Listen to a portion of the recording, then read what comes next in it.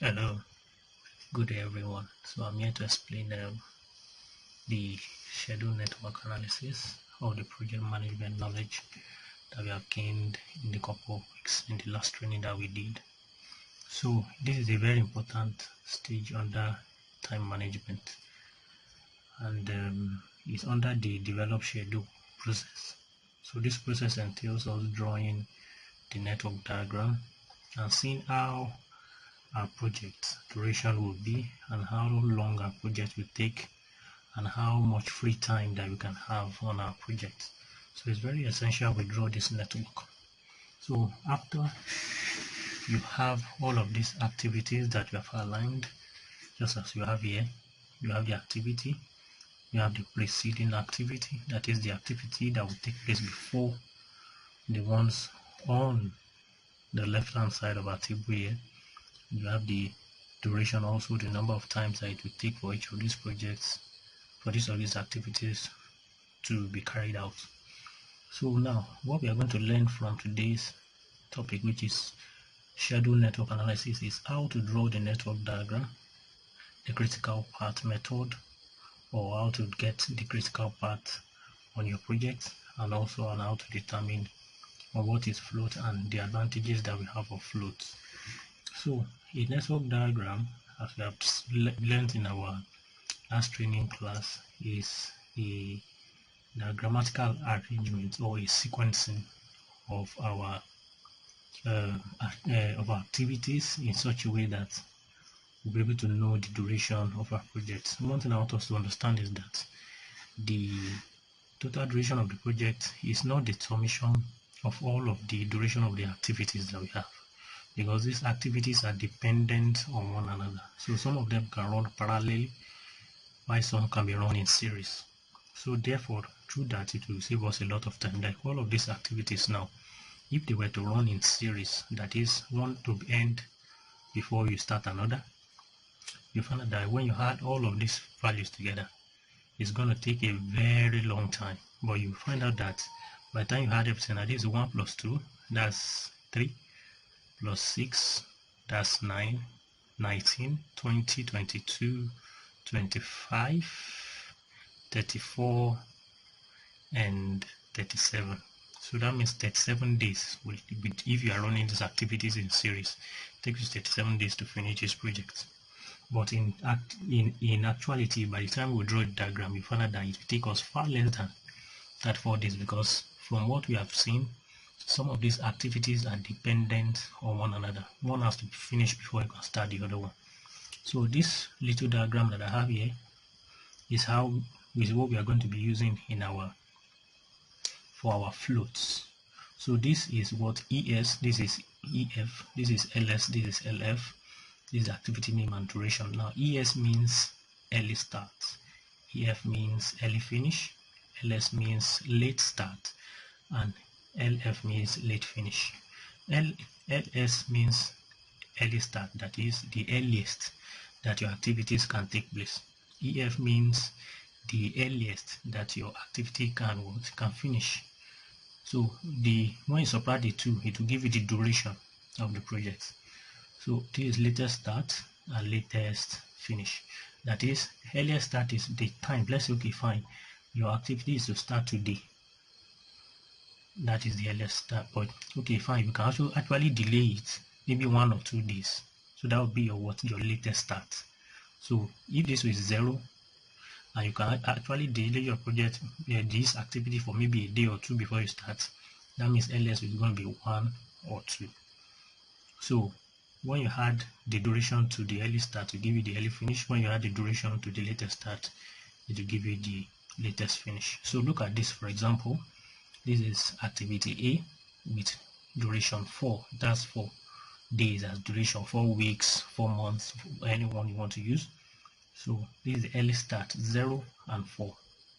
So early start 0, that is now. and it will end in what? 4 days start. That's the earliest start. So, but this activity, if it has a particular float, maybe a free time, maybe of like 1 or 2 days, that you can still delay it. So that means the latest start is what? 2, and the what? Latest finish is what? 6. So when you add 2 plus 4, it gives you what? 6. So the durations will give you that. So that's what we have for that. So what we want to do now is to draw the network diagram for this particular question that we have here. So let's start now. So you see this. Let's start. The first one says what? Let's start 0. So we have started our start here. So the next thing we'll do now is what? Well, now this start. So that means the preceding activities for A is what? Start. So that means we put our A here. So there are 3 starts. So that means we are going to have 3 arrows coming out from start. We are going to have A, B, and what? And C. So D is depending on what? A. So that means when A finishes, D will follow. So you have D.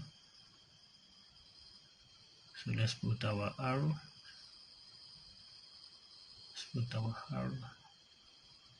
Then next one.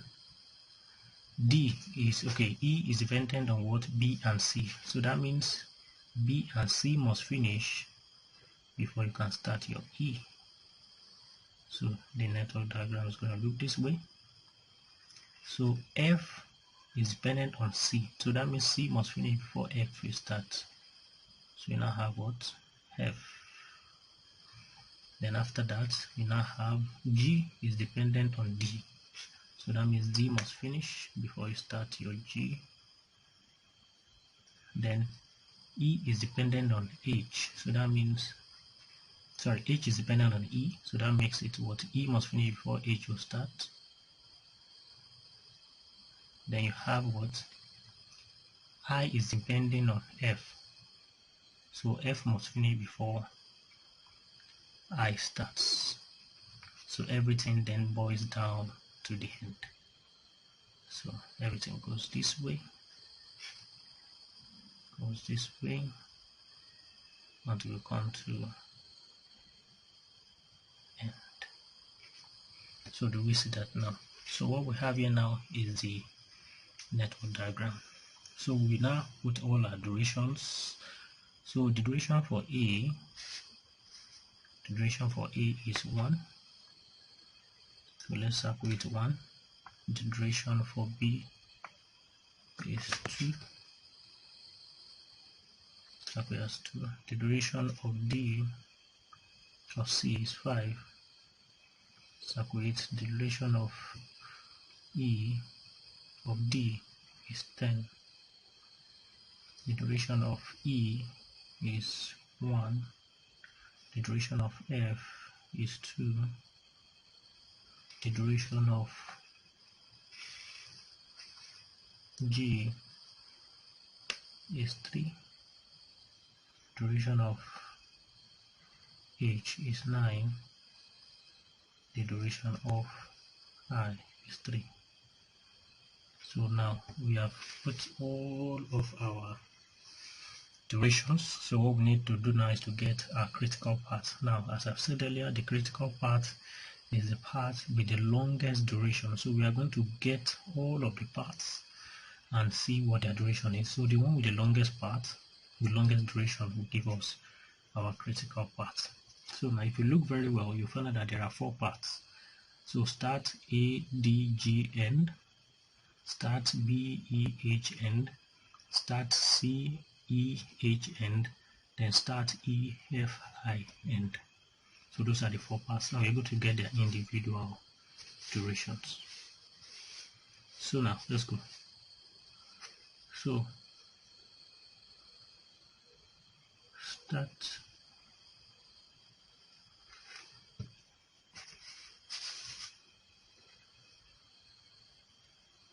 A, D G end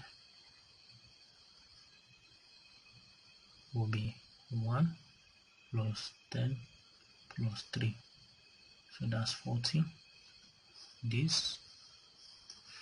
So start B E H end will be 2, that is 2 here, plus 1 plus what, 9, so that makes 12 days. Then you have start C E H end, so that's what, 5 plus 1 plus 9, so that's what, 15 days. So you now have the last part, start C F I and end, so that's 5 plus 2 plus 3, so that makes it 10. So we have 10 days. So now clearly now our critical part is this 15 days, so that's start C E H and end, so that's the critical part. So for you now to calculate your float, you need to do what I've drawn here earlier, where we have early start, early finish, all of this. We are going to do it here so that we know the float that is available for all other parts. Now, as I've said earlier, this is a critical part. So there's something also called the near critical part. Now, the near critical part is the second part, is the second part with the second, is the part with the second longest duration. Sorry, so that is this has 14. So this is our near critical part. So that means start ADG end is our near critical part. So let's now use this method that we have here to get what we are going to use and analyze what we have here. So now you're going to have 0 is the earliest start. So we are going to start with our critical part. This is our critical part. Start C E H end. So 0 earliest finish is going to be, so it's going to be we're going to have this as 5. So now, so that means when this ends on the 5th day, this one too continues on that day. 5 plus 1, that will be what, 6. So 6 will be here. 6 plus 9, that will be what, 15. So when we have that, we are now going to do our backward pass. So our backward pass will now be, since this is the earliest start, this will also be because there is no float on a critical part, has what we call 0 float. That is, you cannot what is it called, you cannot allow any form of delay on your critical part, because if you allow any delay on the critical part, that will automatically elongate the duration of your project. So therefore we are going to have 15 as our latest finish. Also going back, it will also be 6, that is 15 minus 9, 6. So 6 will also be here. So 6 minus 1, 5. So this 5 will also be the latest start for this one, latest finish for this. And 5 minus 5, that will give us what? 0. So we have drawn our duration characteristics for this particular critical part. So we want to calculate what will now happen to other portions of the diagram. So now let's go over to start ADG. So we are going to start with the earliest finish and the earliest start and the earliest finish. So this will be, since this is a duration of 1, so that will be 0 and 1. So there will be 1 here. 1 plus 10, that will be what? 11. So that will be 11 here as the earliest start, then plus 3, that will be what? 14. Now, if you remember, the latest finish is what 15. So since the latest finish is the latest finish for critical part, we are going to this part now is a part that I can say that it can be delayed. It can be delayed in the sense that this demon will finish earlier than what the critical part, but you can actually delay it if you want to. So therefore, we are going to now take the duration, the last day of the critical part, and add to this G.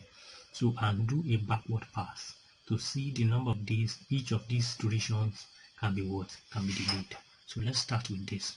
Now the earliest finish, that is the latest finish, is what 15. So put 15 here. That is, if this activity doesn't end on the 14th day, it can end on the 15th day when this project ends. So now 15 minus 3 is what? 12. So put the 12 here. 12 minus 10 is what? Is 2. So put the 2 here. 2 minus 1 is what? 1. So you see that you have drawn it now. So it's quite easy. So the same part for this one too. We have almost done for this. So just put 0 and 2. So this has a earliest latest start of 5. So the latest start of 5 will translate to the latest finish of this. So 5 minus 2, that will be 3. So that means that this particular activities can actually be delayed for 3 days. You can actually not finish it. You can actually not start at the same time all of these things starts. You can actually delay it for for 3 days. So that means you can start activity B on the 3rd day and finish on the 4th. So that means all of these things can be, this activity B can be delayed for 3 days. So because the formula for float is the number or amount of time our activities can be delayed without delay the project end date. So it's what? Late start minus early start, or what? Late finish minus early finish. So that means the late start of this activity is what? Is 3. Then the early start is what? 0. So 3 minus 0 is what? 3. So the same way too, if you want to use the finish part, you can also be the late finish is what? 5. Then the earliest finish is 2. So 5 minus 2 is also 3. So now let's continue. So we have done for almost everything except this last part. So that means if this 0 and 5, this one start with 5. 5 plus 2, that's 7. So put 7 also here. So 7 plus 3, so that will be 10. Now as I said earlier, this activity can also end on the day this activity on the critical part ends. So the latest finish can also be the latest finish of this. So 15 minus 3 is what? 12. So this can also be 12. So 12 minus 2, that was 10. So that means that this activity can be delayed for how many days? It can be delayed for 5 days. That is 10 minus 5. So you can actually wait until the 10th day before you do your start activity F. That means you can also wait until the 12th day before you can start activity G. So that is the float that is out this particular part have. So and I think this in a little way has helped you to understand how to make use of your critical path. So before we go, there's something we must come to understand. Like I said earlier, the critical path method is used to determine the part on your project that has the longest duration. So that's what we have done here, and we have also used this to calculate the float and also use it to do our various network path analysis. So with these few minutes of video, I hope I've been able to make a little explanation of what I've learned on the critical path. Thank you very much for your time.